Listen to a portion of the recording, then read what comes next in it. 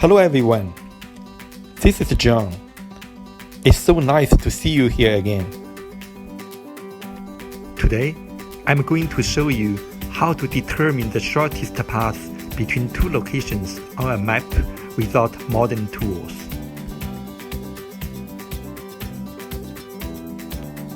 We know this is not a problem with today's modern tools.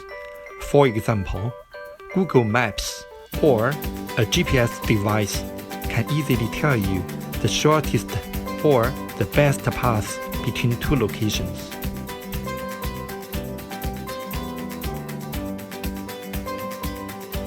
However, what about in some cases, such as when you are lost in mountains where there are no telecommunication signals, or when you need to make a decision with only a military map available on which all the information is not known by the public or commercial software or devices.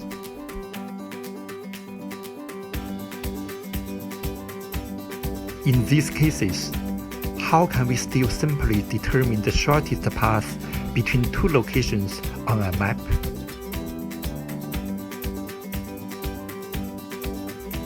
Please note, you will not have any GPS devices or image processing software or even a camera.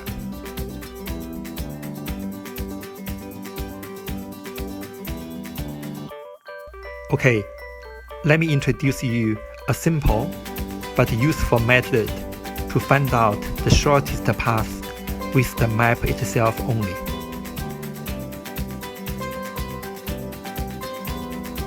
The first question we may have is, can we narrow down the range and only consider possible candidate paths on the map? Yes and no. It's always good if we can narrow down the range before we do anything. However, sometimes it's not easy to do so. It may be impossible, or it may take even longer time or much more efforts than not doing so. For example, one possible way to narrow down the range in our case can be draw a straight line through the start and end points A and B on the map. Then, on each side of this line, we visually find out a path from A to B, which looks good enough for now. We call these two paths candidate paths because they are short enough from what we can see. Now, draw two straight lines on each side of line AB and include the two candidate paths within the range between the two new lines. We suppose the shortest path should be within this range because at least the two candidate paths should be shorter than any path outside the range. Is our assumption always correct? Or is the range we selected safe to include the shortest path? The way to narrow down the range works in simple cases. But there are exceptions.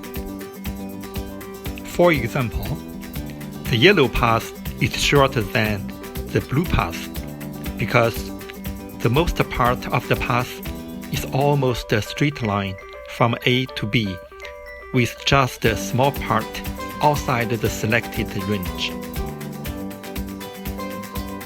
However, in the real world, we may have to balance several considerations.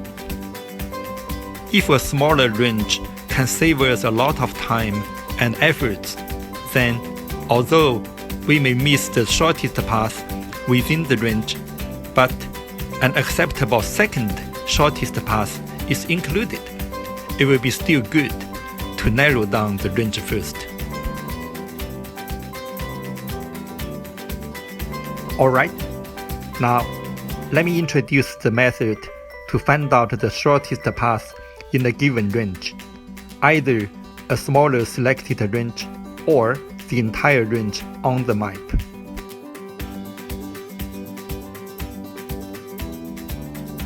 We use strings to cover all the possible paths on the map or in the selected range and connect them into a net.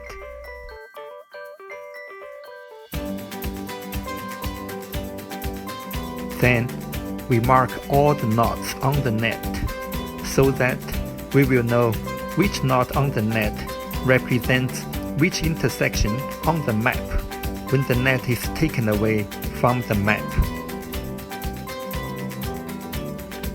We may mark the knots with different numbers,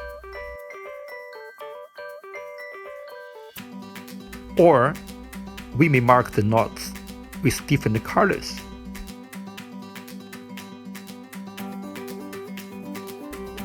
If the direct path between two knots is unique, you don't need to mark the path. Otherwise, you need to mark them as well. Now, let's hold the two knots, which represent the start location A and the end location B, and lift the net up from the map.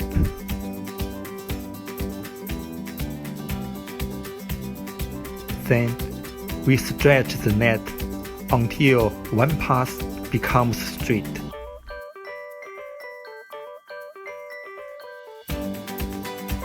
This straight path is the shortest path between A and B we are looking for.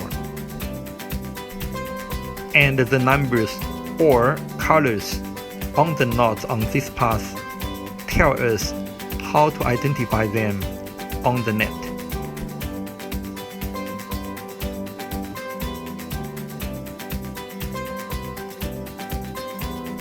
Finally, we can further mark down the shortest path on the real map according to the marked knots on the net.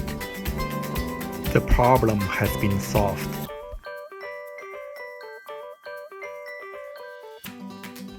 This method is pretty simple, and the key is the idea.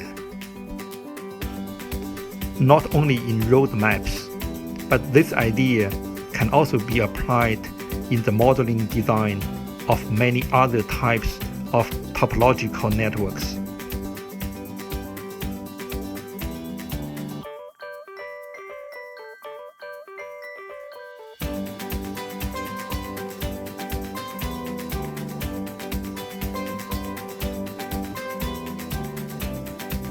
Thank you for watching, and welcome to subscribe to my channel for more interesting videos. See you next time.